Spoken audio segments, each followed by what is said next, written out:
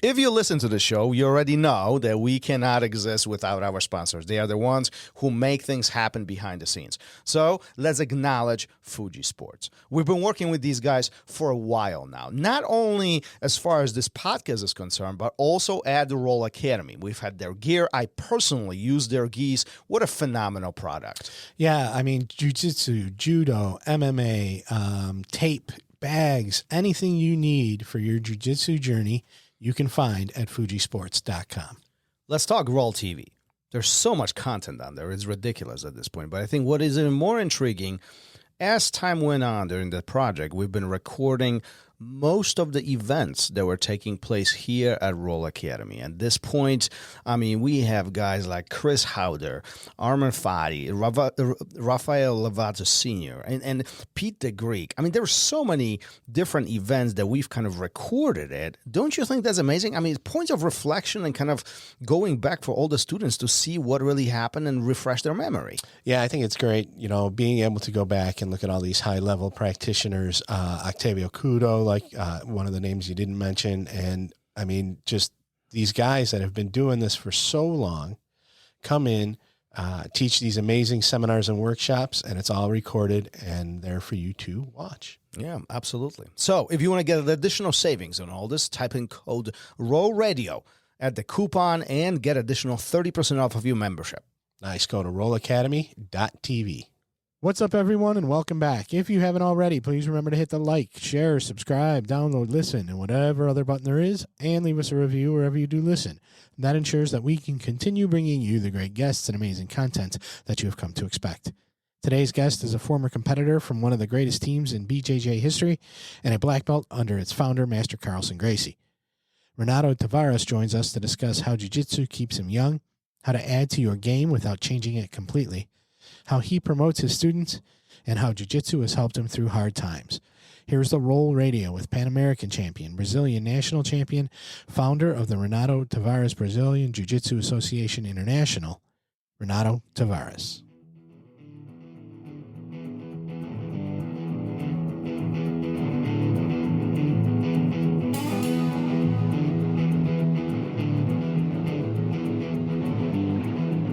Welcome to Roll Radio.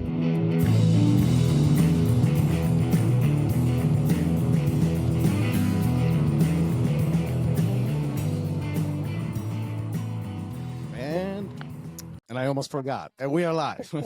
Yes, the clap gets you again. Yeah. It's so simple, yet so complicated. Yeah, and we are live. I love this. I love this. Listen, today is going to be awesome. I love the fact that, Professor, welcome to the show. Thank you. I love the fact that you're here, and actually, when we connected, I got excited about all of this because, we have similar past together, right? Carlson Gracie, Yes. Gracie. You've trained, you've met, you had the privilege of interacting with Carlson, and so have I. So this is close one for me. But before we get to all of this, you've been on the mat for very, very, very long time. A little bit. How do you ever think about that? Do you ever like sit down and relax and it's like, oh man, it's been so long? Yeah, right now it's like this year's gonna make a big mark. Gonna be a half-century doing jiu-jitsu. That's 15 years in crazy. June. Yeah, That's crazy. Do you feel like it's been a long time, or has it been just kind of going easy? No, I don't feel like it. You know, it's like I think jiu-jitsu keep you young. You know, keep your mind sharp. And then you're always training. I like to compete, and then there's another thing keep me sharp, keep me young. You know, keep my mind in the right place. Prepare myself for, the daily challenges, stuff like this. You know, I think jiu-jitsu is a unique sport that you have a big longevity on the mat and then push you in life as well. Very nice. I mean, I love it. Do you remember your very first time you stepped on the mat? Do you remember your very first day? No, I was 6 years old. I don't remember. I remember when about maybe I was 10, 11. I remember a couple things. You know, like when by that age, by 6 years old, I don't remember. What was it like when you first started? What got you interested? What pushed you into it? Yeah, I started doing jiu-jitsu because I have some health problems. I have problems to breathe. And Mhm. then my doctor recommend I do swimming first. But I was living in Teresópolis. There's the mountain in Rio. And then in winter time, there's very cold and we don't have a heating on the pools. And then we're back in the doctor office and they say, oh, have at this gym. It's pretty close to my parents' work. Like it has an office like probably like I don't know, 500 feet away or maybe less than that. And then he just dropped me off and then go work, come back, pick me up. And it was, no, it's like, I'm glad I have that opportunity, you know, because jiu-jitsu is a sport teach you a lot about life, you know, teach you how set up goals and keep growing and always set up your next goal, you know, because you start as a white belt, you always want to climb to the blue belt, purple belt, and then you get a black, you always say it's like a new beginning, very white belt again, you know. So you said you had some health issues Yes. and difficulties breathing, but Mm-hmm. then yet, like I'm thinking about when we are white belts, when we are starting jiu-jitsu, like breathing is an issue. Like, Yeah, we don't know right? how to breathe. We got to do too much strength, and yes. Yeah. How did you feel during that time when you going through these health challenges and then you are on the mat and you know, I think back then jiu-jitsu was rougher than what it is today, wasn't it? No, I think actually I was based on more self-defense. Mm-hmm. And then the gym that I trained called Serrana Mm-hmm. Academy, the coach there was based on the form human beings. They want to make Mm-hmm. sure the way they train you is not just making sure you understand jiu-jitsu for self-defense and the martial arts, but they want to form a good people. You know, they want to guide them, everybody. I probably was yellow belt about 9 years old, and then I'll start helping my instructor to teach a couple classes for like people coming in and start training. They ask me to show the basic stuff, you know. And there was always, I think, prepare you to be somebody can guide the other person, you know. Always be the next person to help others. Isn't that what jiu-jitsu is all about, especially today? It's about helping other people and it doesn't matter really how much experience do you have, but the being good training partner is like so important, isn't it? Yes, like like at least in my gym, I know a lot of the gyms right now is on the sport jiu-jitsu, just kind of Mhm. focus on champions and building fighters, but jiu-jitsu is bigger, you know. It's like I make sure number one thing, like we just start talking about, is form better people, you know, help each other, make people feel comfortable, because when you step inside the gym and you know, it's already intimidate, you know. You step on the mat, Mhm. go to the place that people see fight as punches and kicks, and jiu-jitsu is not about that. Now, jiu-jitsu is more about learning about yourself. You know, the way you can grow your mind, be confident, building characters, and then as you be part of the gym and help the coaches and help the others grow, you're learning a lot. I love to teach, especially I teach all my white belts. We have a beginners class. I teach the beginners class because I want to make sure they understand how jiu-jitsu can help them. What is the guidelines they need looking for when they start training jiu-jitsu, where the jiu-jitsu can bring them, you know, help them in life. The lessons we get on the mat, now we helping so much in life, like to set up goals, start being comfortable, uncomfortable situation. You know, no things not go your way. You need to figure it out how to overcome. Then that's why I think jiu-jitsu is so it's different than other martial arts. Isn't it interesting how most students who start jiu-jitsu, they want to learn, you know, like they want to figure stuff out and they want to be very physical. They want to push. They want to get people off of them and but truly what jiu-jitsu is really protecting yourself, and really what you're saying is changing your mind that Mm-hmm. you are uncomfortable and changing that to being comfortable in these tough Mm-hmm. spots, in these uncomfortable spots, sometimes even dangerous spots, isn't it? Yes, yes. Mm-hmm. Then I think there's gonna be the gym by gym. I want to make sure when I do my beginners class, I want to make sure it's the ambient, the mat, the environment where I create is welcome everybody. You know, we have teenagers, we have women doing this stuff. And then the women's grow a lot because we make sure that the environment is, people feel safe, to feel welcome. And then that's why I like to teach the beginners, because I make some jokes, and then make sure that people laughing and then have a good time, because it's tough to start. To start being on the mat there, doing movements that you don't even realize how you need to do that. But if you feel comfortable, you see women doing, and then kind of make the environment more welcome. What do you think is the toughest part of jiu-jitsu when you are starting? That's gonna depend. I think women, when they come to training, they want to learn more. They want to really see what it's about. Mm-hmm. Men sometimes, because have the ego involved, they want to muscle things. Yeah. And then I think women and kids is much easier to teach, because as I have the ego involved, they don't want to muscle things to make it happen. They want to really learn the technique. And then the big challenge for me is, I think, is take that out of the big guys, the strong guys. They want to muscle things, and let they know, no, you can muscle, but I'm just 155 pound and you 200, and I can't control you. There's and then that's not it'll be feel embarrassed. This you should imagine with you for that size learning how to control people that way. Mm-hmm. Don't look as, oh, this little guy control me and tap me a couple times, and then there's enough for me to feel my ego gonna push me out of here. I want to make sure they understand with the size and the strength they have. If they learn the technique, man, they're gonna be impossible. We train police officers, and then we have these guys 240 pounds. Yeah. And then the first time I did the demonstration for him, we did it specifically for the police, how we can control his be amazing. How you that small, like a 5'5", 155, and me 240, 6'3", 64, and then you couldn't hold me down, couldn't do anything, couldn't move. Yeah. Now imagine doing Yeah. your job, holding people down for that much weight, that much strength.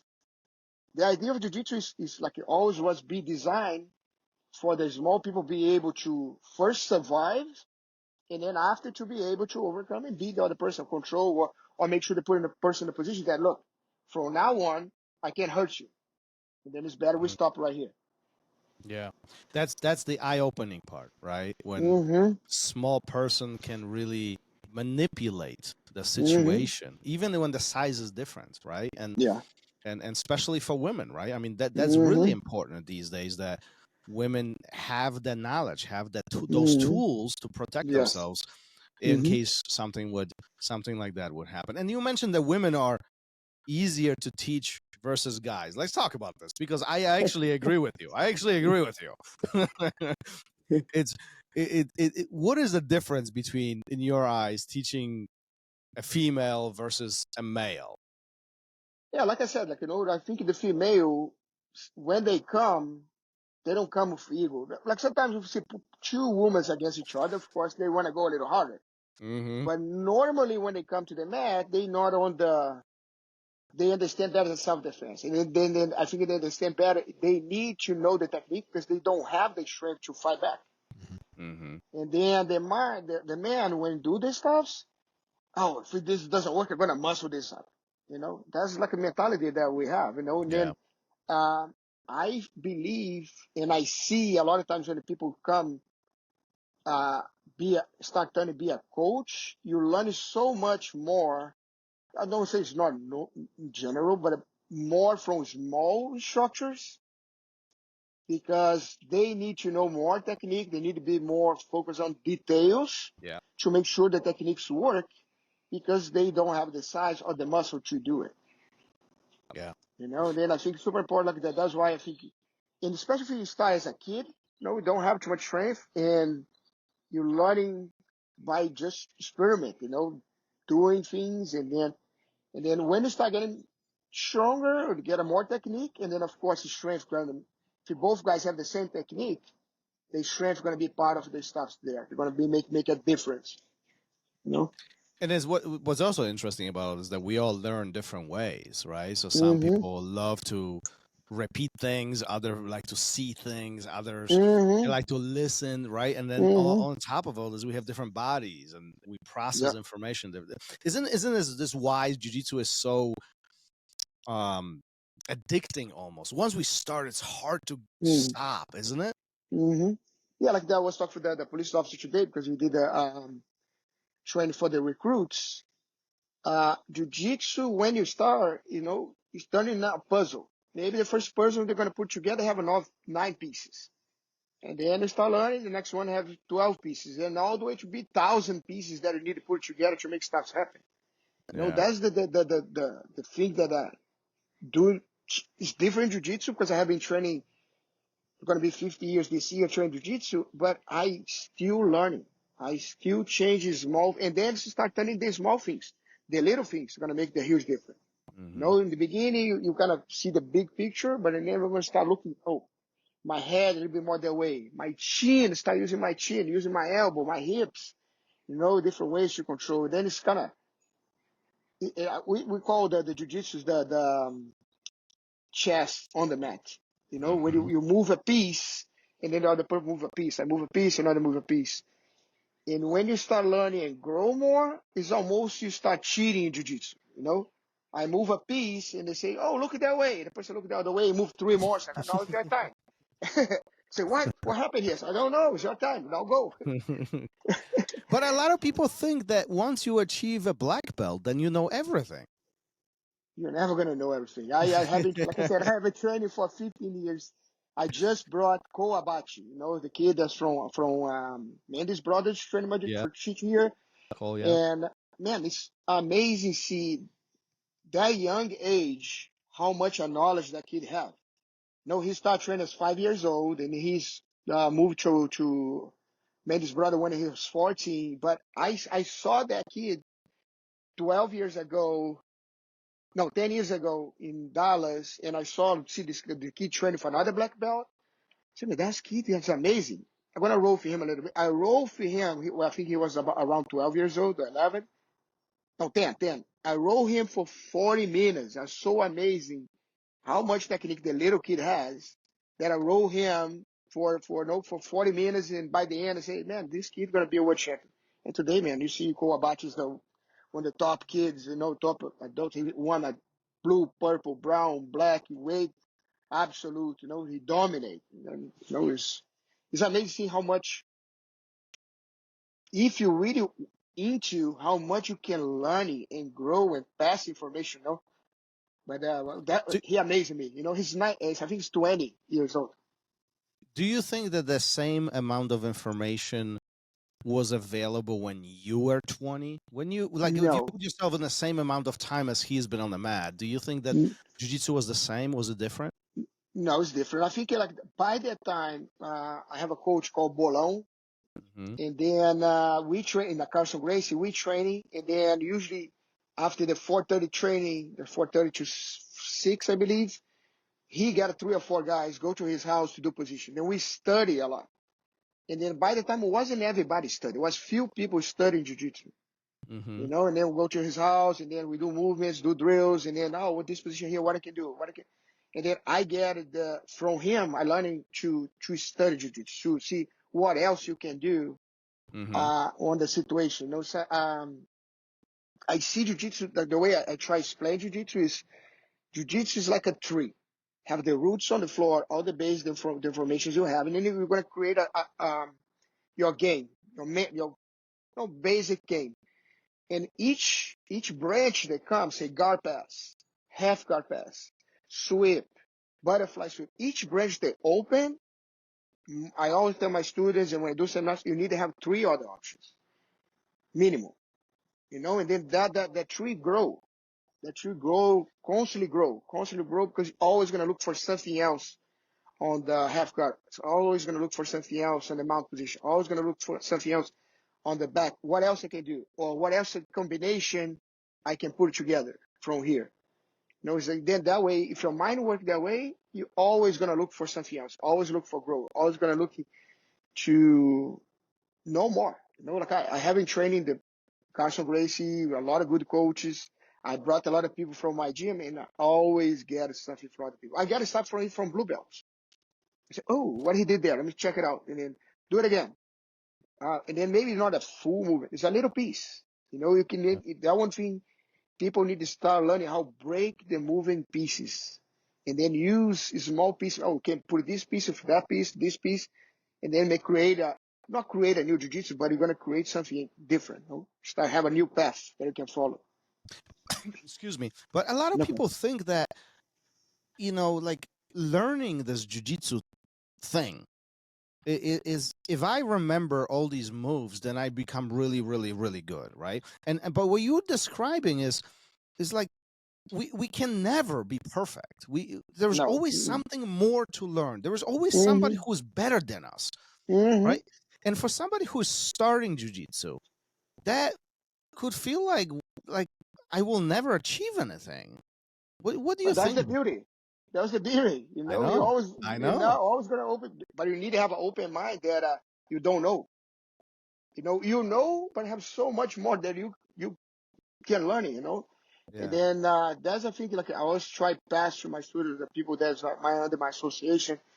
Man, just be on the mat and play with. Like that. I like to roll a lot with kids and women. Again, go back to the stuff you talked at the beginning, because I want to create a path without muscle. How I can use my body better, how I can use my angles better, my leverage better. And I'm not going to muscle a woman, I don't want to muscle a little kid, but then you learn it. You lift him, and oh, this angle can put him this way, that angle can put that way. And then you start moving around the kid without putting pressure on. And then you start being more fluid, like talking about, like, say, Bruce Lee, he talk, be like a water, move around. And then the Carlson Gracie gym, I call we be like a lava, move around, but smash, heavy pressure, That's Carlson Gracie. That's right. yeah, smash and pressure, but you move around, but with control and pressure, and weight. And But that's the stuff I started with. that's another cool thing about jiu-jitsu, right? That the fact that we can smash each other, we can put each other in very compromised positions, tap each other, and then we high five and we smile and the life is good and we are friends again, and then we're gonna go again and we're gonna try to almost kill each other, right? I mean, Mm-hmm. that's the cool thing about this, right? Yes. And then that's another thing too, that at my first gym, Carson Great Gym, we always have this camaraderie, brotherhood. We go there, we try, smash each other, go hard, and by the end we hug each other and be there on the mat and even share movements and, oh, I did this, I could do that. But now, sometimes, like, for the new generation, because have money involved, people's getting to me, myself, and I.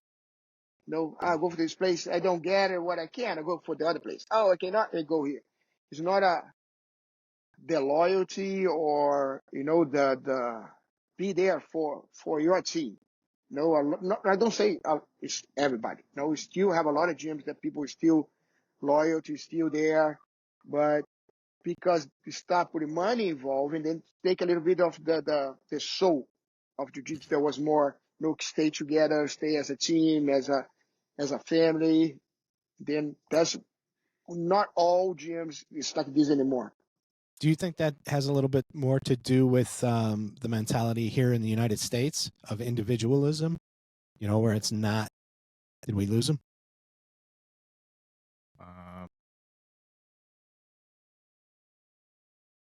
Are you still with us, Professor? Doesn't look like it.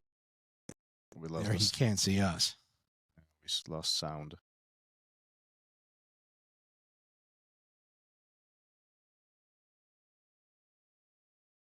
Yeah, did his headphones down? Yeah, I don't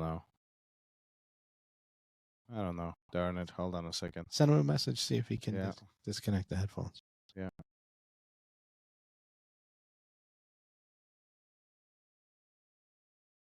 You can always come back.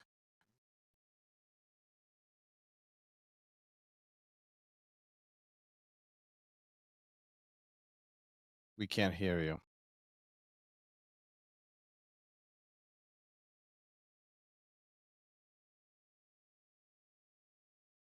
Man. He looks like a. I don't know if you can hear us. But did you send him a message? Yeah. I told him to exit and come back. I'm wondering if his headphones died. Yeah. Because they're wireless.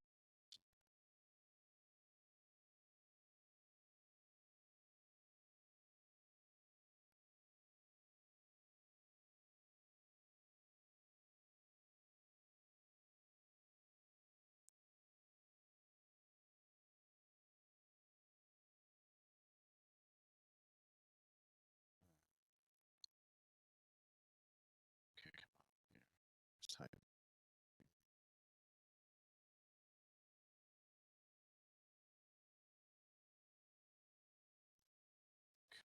We don't have a choice here. Yeah, I wonder because we could see him, he just couldn't hear us. Yeah.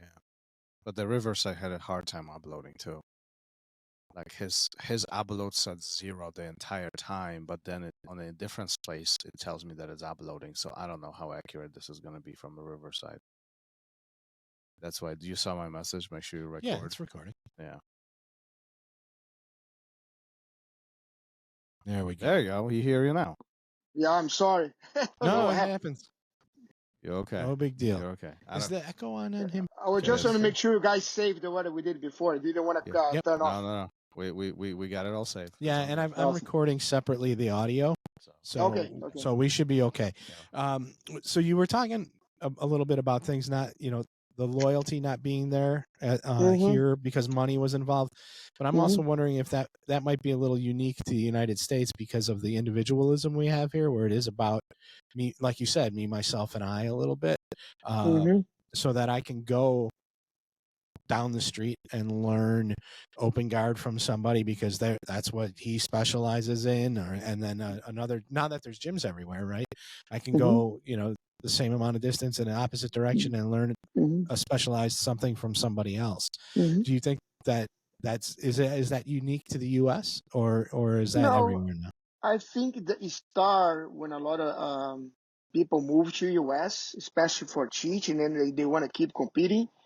And then since they moved from Brazil, they need to have some kind of training to keep competing at the high level. We start cross training more, and then I think that helped this spread a little bit. This in the beginning was more a necessity, and then now it start turning like, oh, I want to make my game better. I'm gonna move to this gym or that gym to make sure that I can get it more. And I understand, like, if people want to really make a living of jiu-jitsu, maybe they need to kind of looking more for other stuff too. But sometimes like you can see this in a young, those naive form as an athlete, have so much to learn, and they think the gym next door is better than here.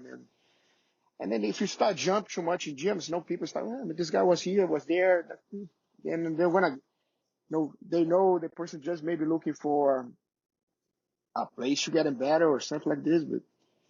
But then also instructor. If you're jumping between gyms, if you're changing constantly, right? The instructor doesn't have the opportunity to get you better either, right? Because it takes time for instructor to guide you in a certain direction, right? And then another thing too, there's like some people looking for, oh, this person do have this game better. Like a lot of times when people come do seminars in my gym, I say, when the person come to do the seminar, do the seminar, learning what he's, and learning how put whatever is new on the game you have. A lot of people see other people's game, oh, when I'm going to do this. They start from the scratch. They have a nice foundation. They maybe have good movements, but they don't want to do the new thing, the flash thing. And then I will say, you have a toolbox that play for all the tools. Don't throw this box away and grab a new one. Find a way, the new tools you see there, how you can use together with the tools you already have. And that's when I told, like, when learning how break the movements in piece. And then you can use one piece or two pieces and put it for something but together you already have. Yeah, that's critical to us growing Mm-hmm. and learning and getting better. Mm-hmm. Let's go back in time a little bit. Let's go back in time a little bit. I mean, today jiu-jitsu is very different than Mm-hmm. what it was 40 years or 30 years ago, especially in Brazil, right? Mm-hmm. What is the big differences that you see between here jiu-jitsu in the US versus what you saw 30 years ago? Yeah, when I started doing jiu-jitsu, the main thing was, like I said, was self-defense. It was kind of basic self-defense. We have training for sport. We have a lot of more stand-up too, and then we don't see too much stand-up right now. Mm-hmm. But it's like a self-defense once a week, judo, and then have the ground game, and also we have almost like a vale tudo style of open hands to make sure Mm. you're learning how to use jiu-jitsu for self-defense. And then today you see jiu-jitsu is sport, but a lot of people doesn't know how to use jiu-jitsu as self-defense. Somebody try to punch on you or try, to kick you, and I think Mm-hmm. that's a little bit different now. Like when I learned it, they say jiu-jitsu for self-defense, and once a week, and I was 10 years old. I was doing these open hand things to learn how to defend, how to protect. And I remember when I was 14 years old, have a kid came to my house on the summertime, and then we play. And this kid, I didn't know him. We start playing around, start pushing people. I said, "Look, man, you're in my house. I don't know you. Just stop, It's like, if you want to stay here." And he's like, "Oh, but was probably 2 years older than me. Just stop. No, just don't do it. And then he came and swing. I was able to block, take down, put him in the kimura. And I said, "Man, don't move. Like you're gonna stop. You're gonna stop doing this." But yeah, and he said, "Yeah, yeah, yeah." I let it go, and he did again. And I was even faster. Put it down, put in the kimura, and then start forcing a little bit more. I said, "Look, can you feel I can break your arm?" He's like, "Yeah, man, I'm not gonna tell you again. If you do it again, I'm gonna break your arm. Can you feel?" "Yeah, yeah." Then I let it go. And then a couple of months later, turned out I'd be a friend as well. But that when I grow up was a lot more about self defense and use jiu-jitsu as a self defense. You describing the open hand fighting. So a Mm-hmm. true story. I remember this is how Carlson Gracie taught when he was here in Chicago, and I Mm-hmm. remember we were like open guard position, and you trying to slap each other essentially, controlling the distance, right? And Mm-hmm. but these are important lesson, right? Like the Yes. moment you get hit, things change, right? Somebody slaps you Mm-hmm. even Mm-hmm. easily, it changes everything, right? Yeah. Tyson said, if like everybody has a plan before I get a punch in the face. Right. That's right. That's right. That's right. So at which point do you come to US? At which point do you make the path to United States? I moved here first in 2002. I Mm-hmm. was teaching Curitiba, and then I have a student that was American. He was doing consulting for the Dodge. He was doing for Dodge, and then he invited me to come to US to teach in his city. It was in Kentucky. And I said, "Yeah, if you will put a gym together, have a place to live, and for sure, I go, have a little salary, something." And then I came, but that year my father passed away, and then we go back to Mm. Brazil. But I stayed here for 6 months training with America top team. And when that happened, for my father, he said, "Look, you can go there, whatever you wanna. If you wanna come back, we're here. Just let us know. The door is open for you." And then I came back in February 2003. So at that point, the first time when you came here, 2002, you're a black belt by then, right? Yes, I got my black belt in '96. 96, yeah. So you're a black belt. So you have a Mm-hmm. lot of experience at that point, right? You Mm-hmm. come to the US. What's the biggest thing that really triggers you? What's the biggest change that you see? Right? Because in 2002, the jiu-jitsu is not that big yet. It's growing, Mm-hmm. but it's not Mm-hmm. big yet, right? What is the thing that you notice the most?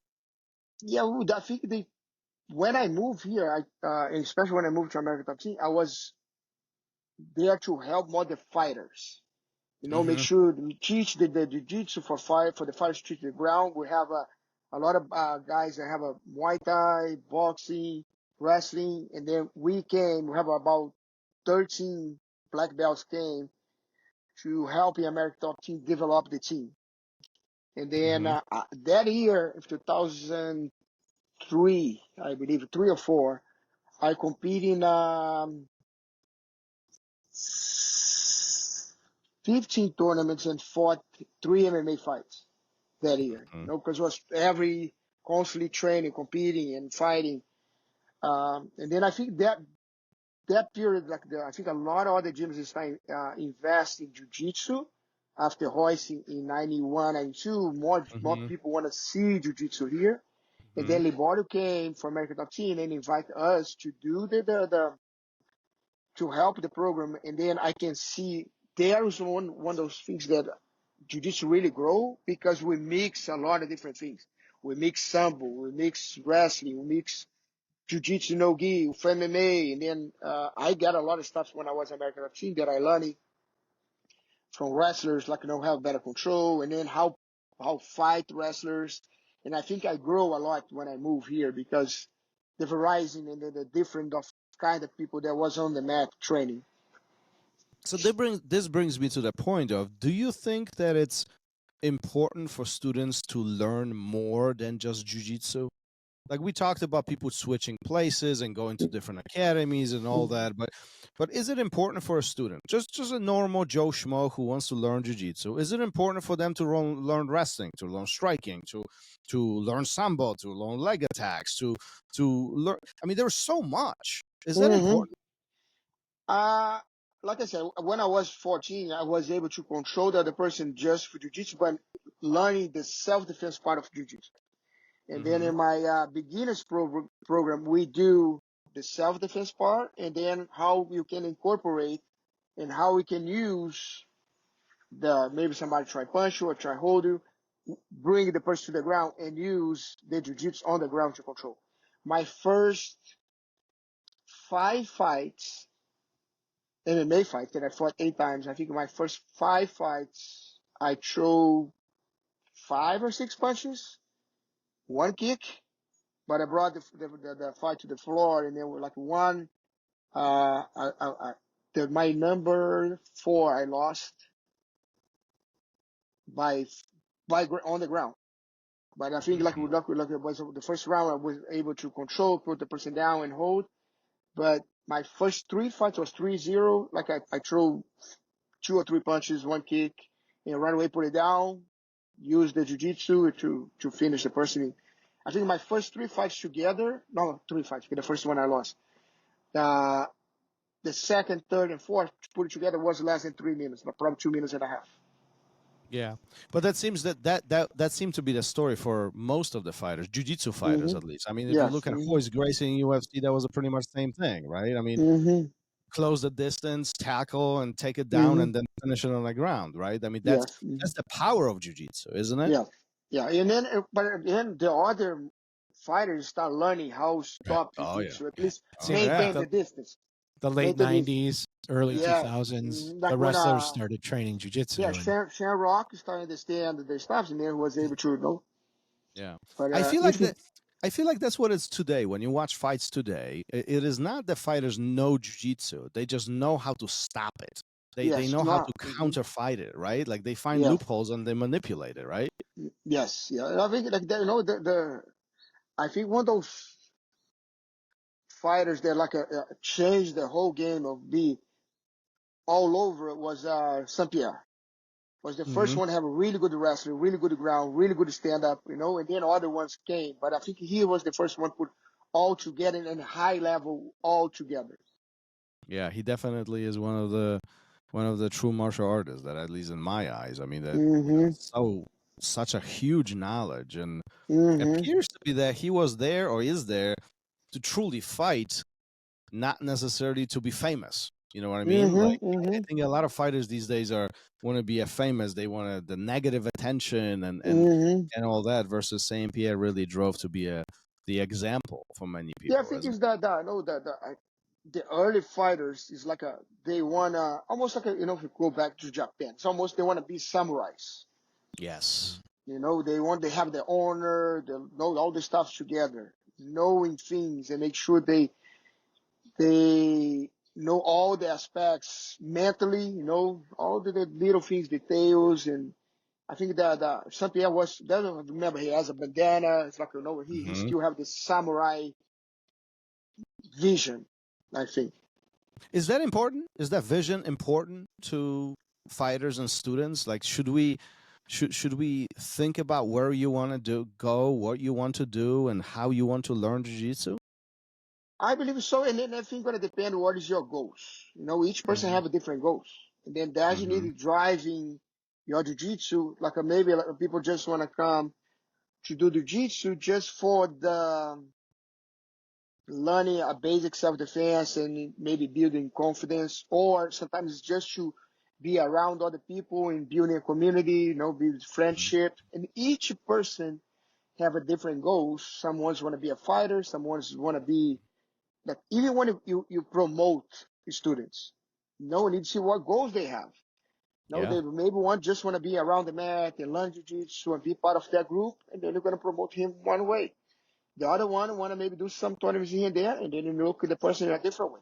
And then the person want to be Pan Am's or world champion. It's another level. Yeah. Or now want to be a fighter. Then every time growing, depend what your goal is in jiu-jitsu, Yeah, and so you bring up an interesting topic, just promoting and ranking in jiu-jitsu, which somewhat is controversial too, right? Yes. It's like we have people who are trying to be a world champions and competitors, right? And then we have a guy who is 40 or 50 or even 60 years old, and he doesn't want to compete. He has his own job, career, life, and he just wants to come and train. Yeah. And how do you maneuver through these things? Like, what's in your mind when you giving somebody a blue belt or a purple belt or a brown belt or even a black belt? Like, doesn't matter how old they are, doesn't matter whether they have a life or they want to compete? I feel like that like I said, each person has different goals as competitor or just training. And each person with the age going to have limitations. Yes. And then we need to pretty much see the person goals together with the person age, abilities, and sometimes somebody have an injury. You need to see, and then you move there. And then, of course, I have a student, he's 68, purple belt, amazing. For his age, it's amazing. But, I can compare him with 25 years old. Yeah. Yeah. Right. Then, but he has a technique. He knows what to do. He knows put things together, do the transition, go find different. But he's 68, and then of course you're gonna look at him a different way to get a promote. Yeah. And then I mean, that's pretty amazing. 68 in training. I mean, that's amazing. Yeah, and he's solid, man. Was a Coast Guard. And then he's always lifting, he is solid, solid. He's always lifting weight. He's getting great shape. He comes 3 times a week. And another thing too is important. You learning what your body tell you, what to do or what you're not to do. Sometimes like with age, people want to keep pushing, but your joints not the same. You don't need like the stuff when sometimes I go for seminars. Before I was going to the seminars and have everybody, can I roll fuel? Can I roll fuel? I say yes for everybody. But now I go to seminars, I don't want to say yes for the guys like 250 pounds, blue belt, the 25 years old, they want to just prove they can smash you. That's not, I don't need it. Let me pick your ear real quick. We have somebody here that got injured outside of here and shows up today for open mat, for sparring, not for class. And he's still nursing this injury. And I'm like, go slow, communicate. And I can see the ego is he doesn't want to do that. He's a younger guy. And I told him when he was leaving, I was like, I'd rather see you here in 6 months than 6 more classes this week. And how do you get through to these guys to say, hey, it is to me, it's an ego thing. How do you get through to them to say it's about longevity? It's not about tapping people out today. Yeah, like I have people get injury. I say, come to the mat, sit on the side, keep watching the class, keep learning. And then when you start coming back to the mat, I always partner. But one thing I do, I partner my students up. I'm not saying partner up. I say you go for you and you. And then Yeah. I want to make sure that person has the injury. Like they ought to know, look, he has an injury. Be careful of him. Go slowly.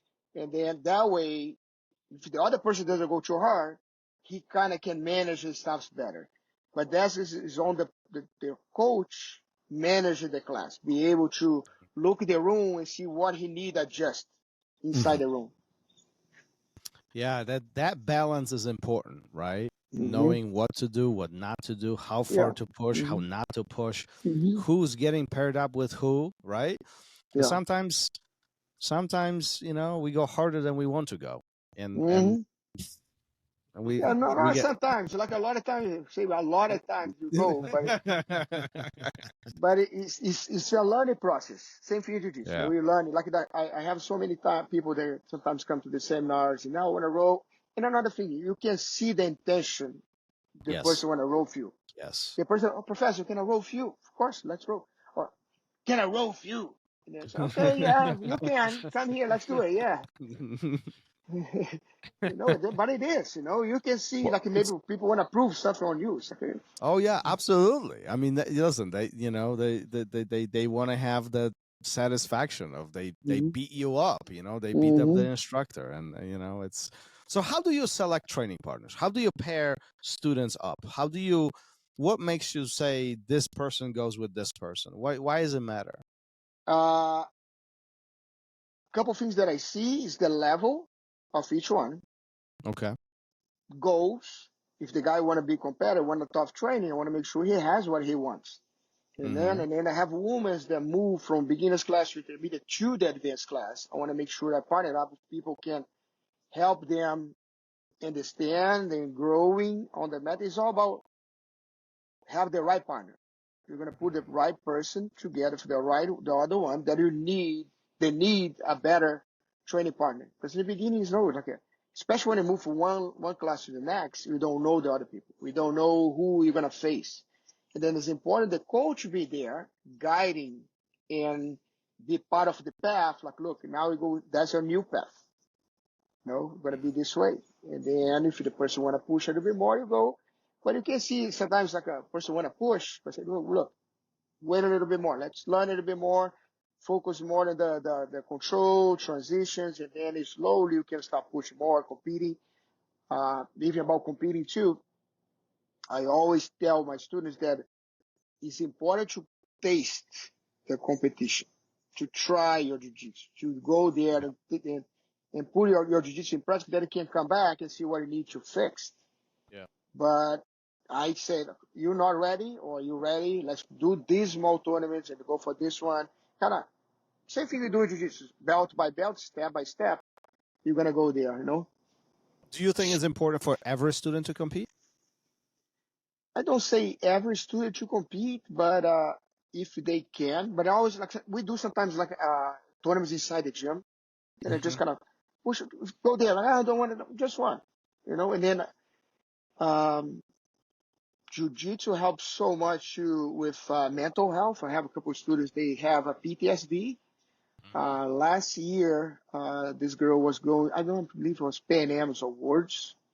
And she competed one here and there. I said, oh, I'm going to compete this tournament. She's like, oh, okay, I will. And then 2 weeks later, she's like, oh, I don't want to compete. And it's like, slow down. No, you let's do that. It's like, oh, I don't know what I'm going to do. It's like, don't worry about it. I just want you go to the place first. And then after we go step by step. And then start getting the week before. She's like, I don't want to do it. So like, I'm going to be there for you. If you don't want to do it, we're just going to get inside there. We sit into the bench, you watch. If you don't want to do it, we get out. And then the day of the competition, like, what is her? And I call, what are you? I'm outside. Coming in. I'm here. Come here. And then she came and she's like, oh, I'm nervous. So let's go all the way up there. And then went all the way to the top of the steps there and was watching fights, looking how many fights still have for her. It's like, oh, look, it's 5 fights. Let's go down there. Let's go to the bullpen. And she's like, oh, okay. And then went there. Check your weight, check your gi, go inside there and see how you feel. And then she did. Oh, still nervous. I don't know if I'm going to remember anything. Look, you're already here. The only thing I wanted for you now is go there, touch hands. If the person submit to you, I don't care. But you already came inside this place. You already came to the bullpen. You already checked your gi. You're going to step on the mat. That's it. And then she went there. She won the fight.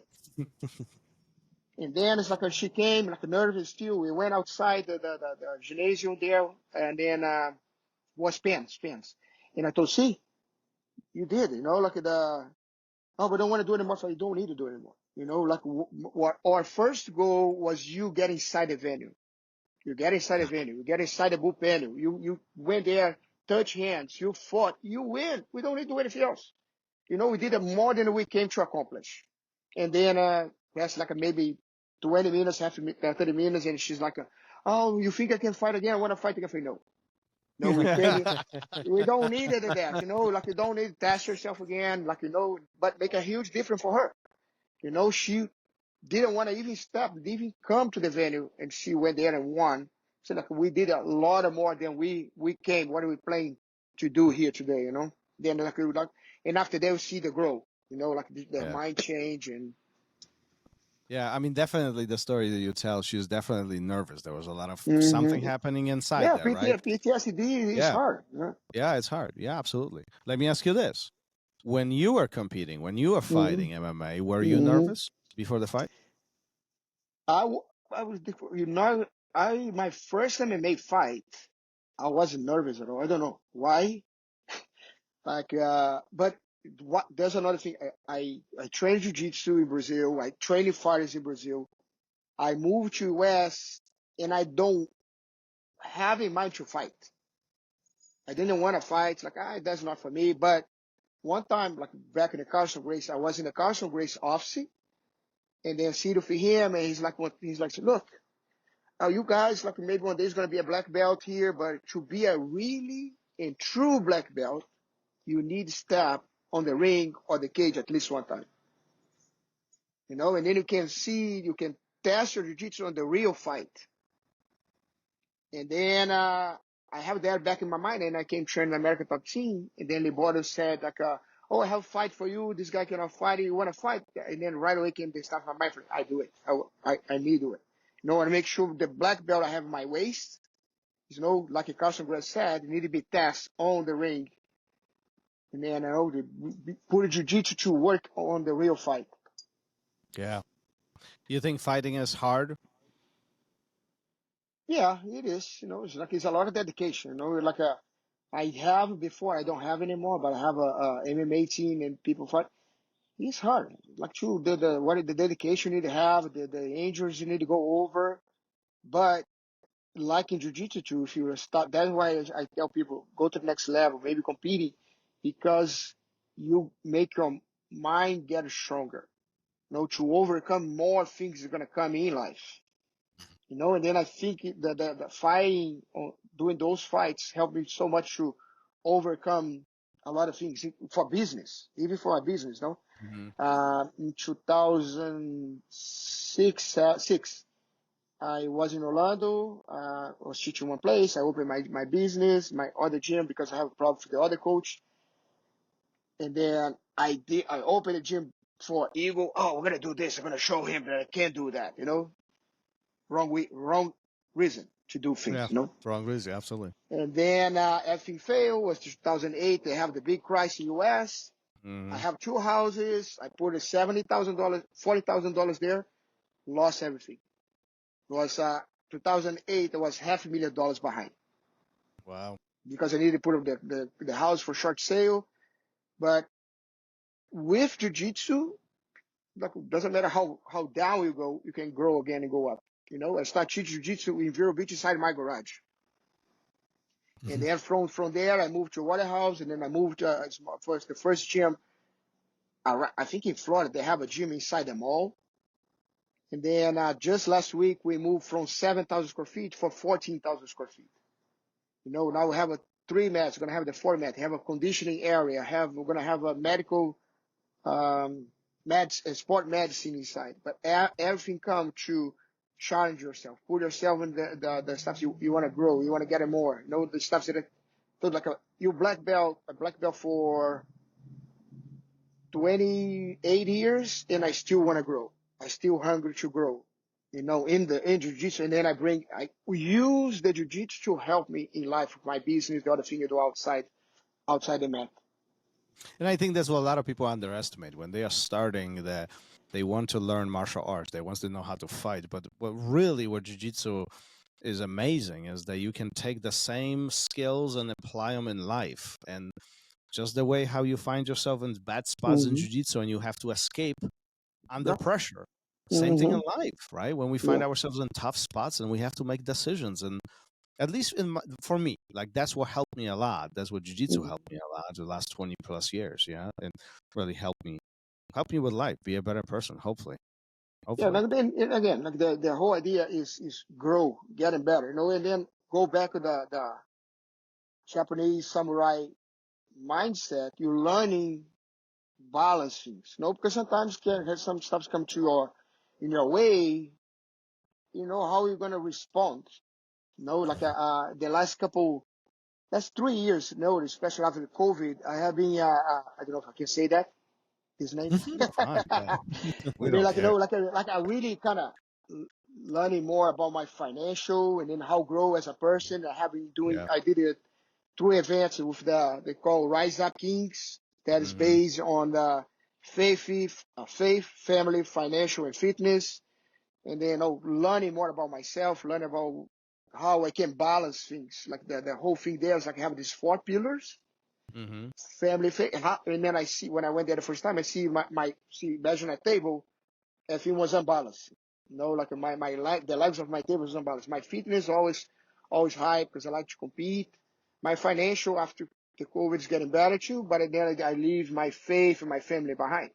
And then it's not drop the ones is high, but lift the other ones up. I love And it. I I have, mean, that's a great way to think about it. It's not that you have mm-hmm, to take something away, but you really have mm-hmm, to grow to match all of them and keep a nice balance. I love it, Professor. mm-hmm. That's phenomenal. Listen, we've been at this for almost an hour now. Almost an hour. But listen, before we start finishing this, Uh-huh. what we do is we have a question for you from our previous guest, but Okay. he didn't know that you're gonna answer it. So Oh. he completely asked you in blind. Okay, so Gary's Uh-huh. gonna take a lead on this, but as Okay. always, creates a good conversation. Yeah, and this is Awesome. from Andy Wang. Andy's been around for a long time as well.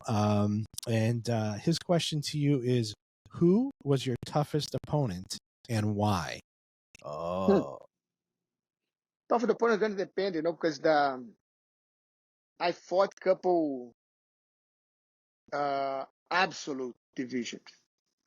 And then, I fought Saulo Ribeiro. I fought another guy. I forgot the guy from the Alliance, pretty big. I think in each phase of your jiu-jitsu, you have somebody that gonna be tough. I remember guys in the blue belt. I remember guys in the purple belt. Draculino, when I fought him in the black belt, it was a tough fight. Saw a Soccer, another tough fighter. oh, I have Marcos Nora. I fought him 3 times. I won 2, lost 1. And then I think each phase, you fight different guys. And I think the number one, I think that the tough guy, you always yourself. Because you lose, you need to go there and reevaluate yourself and not stop it because you can quit. I yeah, think the tough one is you. Because if you lose or something, you can't, no, this is not for me anymore. Or injuries, this fight yourself every day to be better, to grow to the next level. Like I think Mark McCurley say, I looking for who are going to be in 10 years from now. hmm, What kind of person I want to be? No, I'm good now, but in 10 years from now, I want to be even better. yeah, And they have, I remember I was a purple belt and have these surf magazines. I probably was 24 years old. I see this surf magazine. I saw this guy from Hawaii, 65 years old, with his longboard, great shape. I look at, man, I want to be like this guy. I want to 65. And I still have that in my mind, and then sometimes like stuff you put in your mind when at a young age, you see stuff, I want to be this way. And then, if you have that in your mind, always going to make you push to be better. Gonna make you always, oh, what I can do to be better than I was yesterday in all aspects of your life. In jiu-jitsu, all aspects of your game, bottom, top, half. This, if you have this hungry to be better, then I think I think the tough person is you. That you fight every day when you wake up in the morning. Maybe something hurt, right now. If I wake up in the morning, I think if I wake up in the morning and don't have at minimum 3 or 4 things hurt, I'm not here anymore. In the heaven, I'm in the heaven, not here anymore. Well, at least you know you're alive, right? Once they stop Yes, hurting, then we have a bigger yes, problem. yeah, yes, like that. I know the jiu-jitsu is, I think it's a amazing art that if you open your mind and look at the jiu-jitsu as tools to getting better, and doesn't have another thing better than this. Like you need be uncomfortable in a comfort situation. You need to find a solution when everything look like you don't have no way out. Then learning new skills, be like a kid. I want to learn. I want to learn. What else? What's it? No. Go Mhm. about your game here. It's like, oh man, I like this. I like that. This is going to be good in my game. I think they're going to be good in my game. And yeah, no, jiu-jitsu is amazing. Like the only thing, jiu-jitsu that right now I feel a little bit like you get a little too commercial. People sometimes giving belts, not the student doesn't earn the belts. They want to giving Mm. belts to keep the students and make money. Yeah. And the other point of jiu-jitsu that I'm not agree with is the after you get a black belts, the way you give the stripes. Mm. Because I haven't been involved in the martial arts. I'm teaching seminars. I'm teaching my students. I'm competing. And they have the person go there once a month or once a week or never even going there. Oh, my time is gone. And I get my stripe. I don't think Yeah. this is fair. There's people like, oh, you want to get your certificate from, I don't want to say names of associations or whatever. No, I don't need it. Why am I going to have that if everybody can have that? I don't need it. Yeah. Like when I get my in 4 years from now, I'm going to get my quarter belt. I'm going to make sure like I get a quarter belt, but I don't care about the certificate. Because like I have a guys that don't even have the time. He's already a quarter belt. Say, how would this guy's quarter belt if he get his belt like 7 years after me? Then I think like keep the true of jiu-jitsu, how the way you training, the way you pass jiu-jitsu to your students, the way you tell your students what the roots of jiu-jitsu. I think is more important than just have something in your wall there. Oh yeah, I'm a 7th degree black belt. No, I Mm. don't care about that. I love it. I like. Do you think that it's your responsibility or anyone's responsibility as a black belt to continue teaching? Yeah, yeah. No, like and I love teaching because like have a pyramid about learning. Like if you read, you can holding I think 5% of what you read. If you listen, you can hold 10. If you read and listen, you go to 15 or 25. And then if you start practice there, like whatever you learn, you start using, and then you go for 30 or 35%. And then if you start teaching other people, now you retain almost 70, 80%. And then I really like to teach, especially privates, because I like the questions. The questions make me think about the position, think about the details, how I can pass the information better. Then that's like, I love teaching. There's stuff like I love teaching. I love teach privates. A lot of guys like, oh, I don't like teach privates. It takes so much time consume. I love it. It's not about the money. It's to be there sharing and at the same time I'm learning. I'm learning all the time. I share something. I teach myself. I show a movement. I show to myself. I say, put away here. And then I just teach my body move better. That's the best Good part stuff. behind being an instructor and being part of this, Mm-hmm. and so many people, take advantage of it, and so many don't actually. I think there's a beautiful part behind this jiu-jitsu growing, that there's more and Mm-hmm. more people, and we all can really do some amazing things and make an impact on others. Mm-hmm. Professor, we've been at this for an hour. before we officially finish this, All right. where can anybody find you? If anybody wants to connect, visit you, where are you at? Talk about this a little bit. Yeah, we in Vero Beach, Florida. With the gym is inside in the River Mall, and then everybody's welcome. Twice a year, second week in June, the second weekend in December, we do the association training, the association seminar. And we have people from all over U.S. Some people come from, I have a guy sometimes comes from Poland. We have a guy in Honduras, but it's open for everyone. The idea is getting people together, be able to share jiu-jitsu, good time. We do like 2-hour seminars. I have a Carlson Gracie Jr. Last year. I have a Marcelo Alonso in June, December last year. And always bring a good structure. But, it's more to share the jiu-jitsu. People getting belts. They can share the path they have, the journey they have in jiu-jitsu. Some people have struggles and they can share for the people how much jiu-jitsu helped them. But we here in Vero Beach, Florida, inside the Indian River Mall. I have Instagram, it's Renato Tavares 1. And then my Facebook is Renato Tavares BJJ. And then if you guys want to ask questions, feel free. I'm always here. We do seminars in other states. This weekend, probably not going to be there, but I have a seminar this weekend in Springfield, Missouri. The following week, I have a 3 days seminar in Kansas. And I have association. I do seminars in different states as well. Then usually I post in the social media my events as well. Well, that's awesome. And we'll make sure to post all the links in the show notes. So if you guys are interested in connecting with Professor or visiting him or catching one of his seminars, make sure you check this out. All right. Well, listen, thank you for being here. Thank you. It always is a good conversation when it flies by fast. And I feel like this flew by like so fast that I feel like it just blinks. So I appreciate you chatting with us. But more importantly, I really appreciate the fact that you have such an open mind about jiu-jitsu. You are all about supporting students. You're all about growing jiu-jitsu. And it's all about that love that it's very, very visible. So for that, I do appreciate it and thank you so much. Gary? Yeah, all the same. And then also just encouraging people to be better than they were. Just, those little bits, those little increments, that 1% that people talk about all the time. I hope our listeners take that away from today's episodes. Thank you.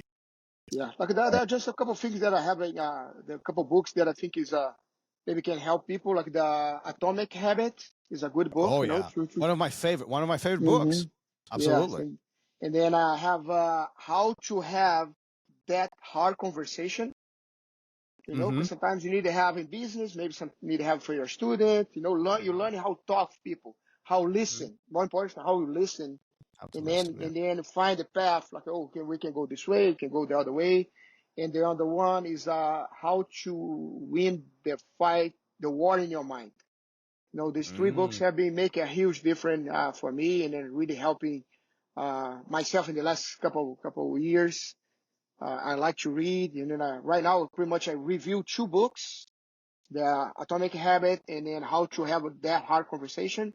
And I read 3 other ones. There's the Win the War in Your Mind, and have a couple ones more in the business side that I have been reading. But I think that another thing too. A lot of people doesn't read or doesn't listen podcasts or the audio books, and then it's important. If you want to grow, you need to grow your mind as well. No, You have to. Yeah, Atomic Habits is one of my favorite books. I love reading. Yes. I'm a reading nerd. I have tons of books at home. So, that's one of my favorite books. All right. Let's wrap it up for today. Professor, once again, thank you for being here. Thank you for sharing your story. Thank you for sharing your wisdom. We do appreciate you. We'll see you around. Thanks for the opportunity. See you. Thank you. Thank you for listening to Raw Radio. If you enjoyed the show, don't forget to leave us a review and help us make the show even more amazing. For future episodes, check out our website and follow us on all major podcast platforms. Take care.